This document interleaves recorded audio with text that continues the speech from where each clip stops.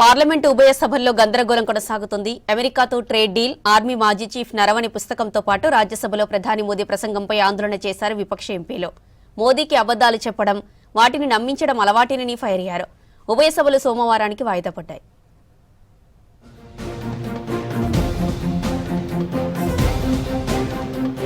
లోక్సభలో వాయిదాల పర్వం కొనసాగుతోంది. రాజ్యసభలో గురువారం ప్రధాని మోదీ చేసిన విమర్శలపై విపక్ష ఎంపీలు ఫైర్ అవుతున్నారు. లోక్సభలో ప్రధాన ప్రతిపక్ష నేత రాహుల్ను మాట్లాడనివ్వటం లేదని మండిపడ్డారు. ప్రభుత్వానికి వ్యతిరేకంగా ప్లకార్డులు ప్రదర్శించారు. దీంతో స్పీకర్ ఓం బిర్లా మొదట సభను మధ్యాహ్నం 12 గంటలకు వాయిదా వేశారు. ఆ తర్వాత కూడా విపక్ష సభ్యులు మళ్లీ ఆందోళన చేశారు. కేంద్ర ప్రభుత్వానికి వ్యతిరేకంగా నినాదాలు చేశారు. సభలో తీవ్ర గందరగోళం నెలకొనడంతో స్పీకర్ సభను సోమవారానికి వాయిదా వేశారు. This is against the rules, ये नियम के विरुद्ध है. ये आप ऐसे प्लेकार्ड्स लेके आके नहीं दिखा सकते हैं. आप अगर ऐसा करते हैं तो हाउस नहीं चलेगा, मुश्किल होगा, मेरे को चलाना मुश्किल होगा.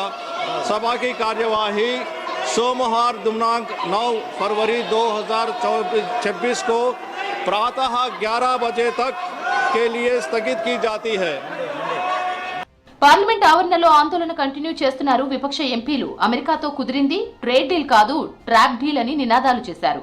రాష్ట్రపతి ప్రసంగానికి ధన్యవాదాలు తెలిపే తీర్మానంపై చర్చ లేకుండా ఆమోదం తెలపడం సరికాదన్నారు. దేశ ఆర్థిక వ్యవస్థను ఇతర దేశాలకు తాకట్టు పెడుతున్నారని ఆరోపించారు అపోజిషన్ ఎంపీలు.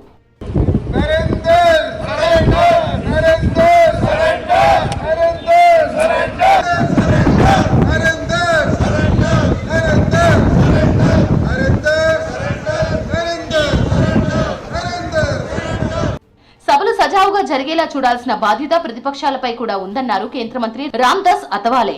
పార్లమెంట్లో ప్రతిపక్షాలకు నిరసన తెలిపే హక్కు ఉందని చెప్పారు. కానీ ప్రతిరోజు ఆందోళనలు చేయడం సరికాదన్నారు అతవాలే. मुझे लगता है कि प्रोटेस्ट करने का अधिकार है, लेकिन रोज प्रोटेस्ट करना बिल्कुल ठीक नहीं है. मतलब हाउस का कामकाज चलाना चाहिए, हाउस में चर्चा करनी चाहिए, भूमिका रखनी चाहिए. जनता का पैसा बर्बाद करना ये ठीक नहीं है. तो इसीलिए कांग्रेस और अपोजिशन का रवैया ठीक नहीं है और हाउस का कामकाज चलना चाहिए. ऐसी हमारी भूमिका है. ప్రధాని మోదీకి అబద్దాలు చెప్పడం, వాటిని రిపీట్ చేయడం అలవాటే అన్నారు కాంగ్రెస్ జాతీయ అధ్యక్షులు మల్లికార్జున్ ఖర్గే. ఆర్మీ మాజీ చీఫ్ నరవణే పుస్తకం పబ్లిష్ కాలేదని చెప్పడం కరెక్ట్ కాదన్నారు. మోదీ ఏ విషయంపైన క్లారిటీ ఇవ్వలేదన్నారు. లోక్సభలో ప్రధాన ప్రతిపక్ష నేత రాహుల్ ను మాట్లాడకుండా బీజేపీ ఎంపీలు అడ్డుకున్నారని ఫైర్ అయ్యారు ఖర్గే. जब देश के रक्षा की बात जब हम करते हैं और ये जनरल नरवणे का बुक जो पब्लिश हुआ है, जो हमारे हाथ में मिला, वो आपको कैसा नहीं मिलता? आप उसको डिनाई करें, ये तो प्रिविलेज होता है. शाह भी वही बोले और हमारे डिफेंस मिनिस्टर भी वही बोले, बार बार उठ के डिफेंड कर लिए, लेकिन वो बात तो सच नहीं की किताब है. ప్రధానమంత్రి మోదీ రైల్వే బడ్జెట్ ను 2,65,000 కోట్లకు పెంచారని రాజ్యసభలో చెప్పారు కేంద్ర మంత్రి అశ్విని వైష్ణవ్. ఈశాన్య రాష్ట్రాల్లో రైల్వే కనెక్టివిటీ పెంచేందుకు కృషి చేస్తున్నామని చెప్పారు. మోదీ హయాంలో భారతీయ రైల్వే వేగంగా అభివృద్ధి చెందుతోందని, ఉపాధి అవకాశాలు పెరిగాయన్నారు Ashwini Vaishnaw. Like in the many other countries where whenever a station is redeveloped, in the other countries mostly when the station is redeveloped, they stop all traffic. We in our country cannot stop the traffic because people are so dependent on railways.